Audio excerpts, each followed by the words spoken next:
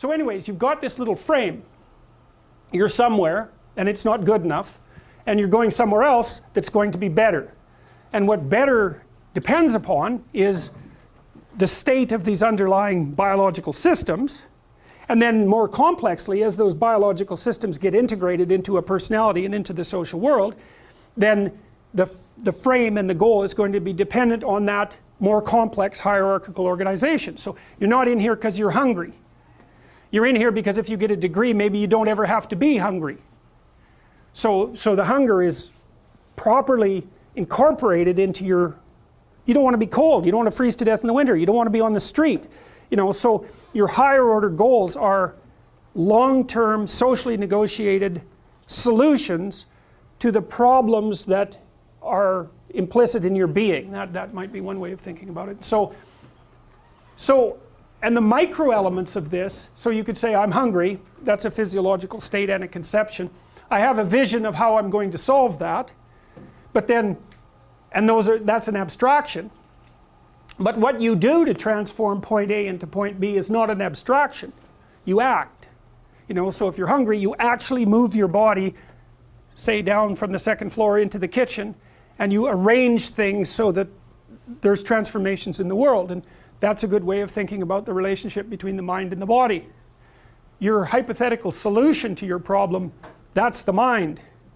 But the manner in which you incarnate that solution, that's no longer abstract. So, you know, people are always trying to solve the mind-body problem. And that's, as far as I can tell, that's how you solve it, is you have abstractions, but they're not abstractions that are representations of the world. They're abstractions that are representations of action patterns. And the way those are implemented in the world is that you act them. And so it's strange because you've got this weird level of control, you know. I can move my arm, and I seem to be able to do that voluntarily, but I really have no idea how I'm doing it. Like, I don't have conscious access exactly to the musculature, except technically, and I certainly have no idea what I'm doing chemically to make those muscles transform. But my abstractions ground out in this movement, and I can observe the movement and modify it, but I have no conscious access whatsoever to the micro processes that are making that possible. I have no idea why that is. Probably because I'm not smart enough. That would be my guess, right? Is you're only going to, evolution is only going to allow your mind to control those elements of your being that you're smart enough to control. And so you don't get voluntary control over your heartbeat, for example, because you'd just forget, and then you'd be wandering around, and then you'd forget to beat your heart, and bang, you'd be dead. So you don't get to do that. So, all right, so all these different, I classified these again as self-propagation and self-maintenance motivations. And so if you're too hot, well, you want to go somewhere cooler, and if you're too cool, you want to go somewhere hotter. And same if you're thirsty and hungry. And for self-propagation, well, you get lonesome, and maybe, you know, you have some sexual desire, and each of those different systems competes for access to this central frame, and that's something like the contents of your consciousness at any given time. So up pops a desire, but it's the wrong way of thinking about it, because a desire sounds like something that's pushing you forward, but the desire is goal, framework, emotion, perception, action, pattern, all at the same time. It's a little personality, or it's a little story. Actually, when you describe the operation of one of these things, that's when you're telling a story. So I was somewhere, I needed something, I went and got it. It's a boring little story, but that's the basic unit of a story, right? Because I don't care to hear what you're doing unless you had a reason for doing it. So I just say, what's the point of the story? And the point of the story is the point. It's directional, right? It says, I went from here to there, that's the point. Here's how I did it, that's the point. And you're interested in that because maybe you want to know how to do it too. And you won't have to struggle through it like I did, you could just listen. And so we're always throwing these little units of information back and forth to each other. And for good reason. I want to know what your point is. Because better I learn it from you than make all the mistakes that you had to make when you were learning it. And human beings, we got that figured out, that's for sure. So, okay, I'm going to just explain this, and then we'll stop. All right, so we're in one of those frames now, and we're going from point A to point B. And so the question is, how does the world lay itself out? Okay, so the first thing to understand, and this is partly the reason I showed you the gorilla video, is that the first thing a frame does for you is make almost everything irrelevant.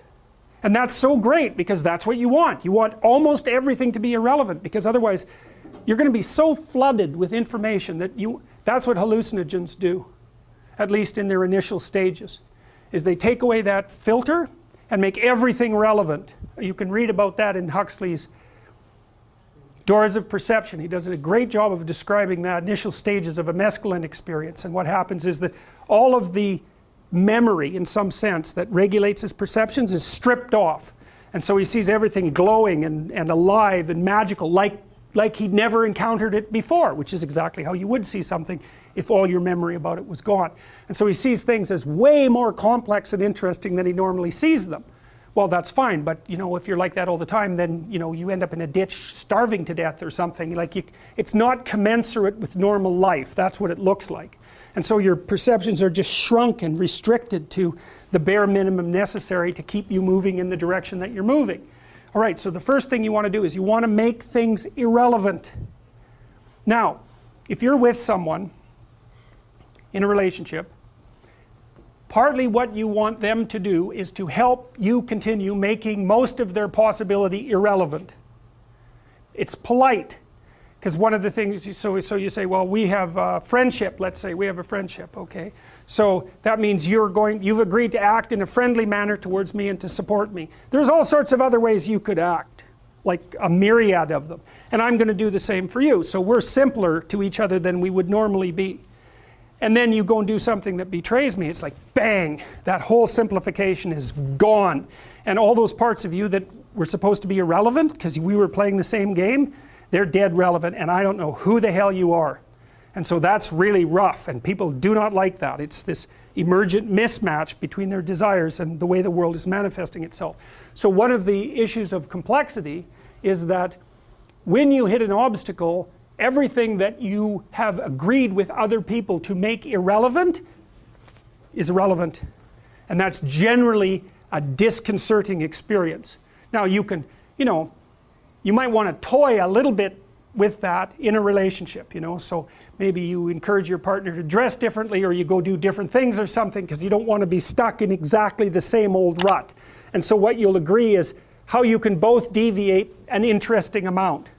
But that's voluntary and controlled. It's not the same at all as having that little mess of 80 million snakes pop up right in front of you, which is the last thing you want to have happen.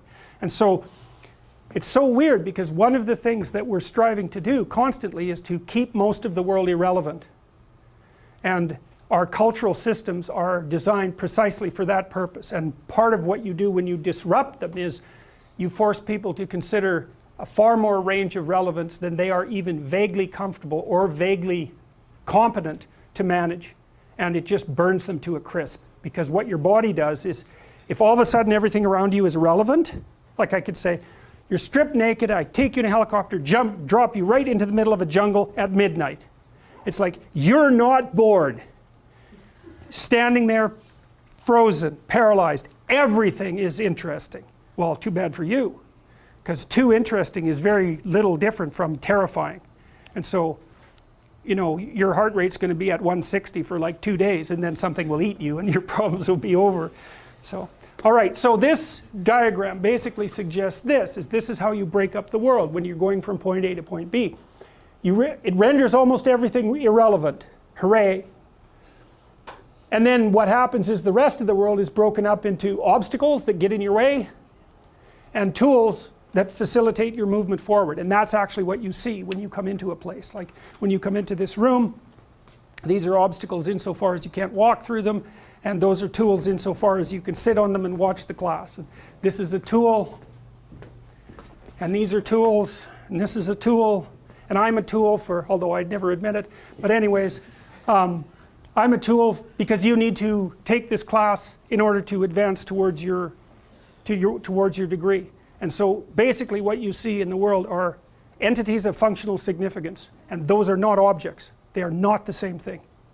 So, and that's very much worth considering, because see, we're trying to build up a case, at least in part, for analyzing the nature of the structures within which you organize your perceptions. And we tend to think that those are predicated on object perception. It's not true. It's not true. They're predicated on relevance conception. Does it help you? Does it get in your way? Or is it irrelevant? That's what you want to know. If it helps you, you're happy about it. If it gets in your way, you're negatively predisposed towards it. If it's irrelevant, it's invisible. And so if your little scheme is functional, your little frame is functional, then most of the things that you encounter are mildly positive. And that's how you know that you know what you're doing. That's how you validate the entire frame. So, okay, good.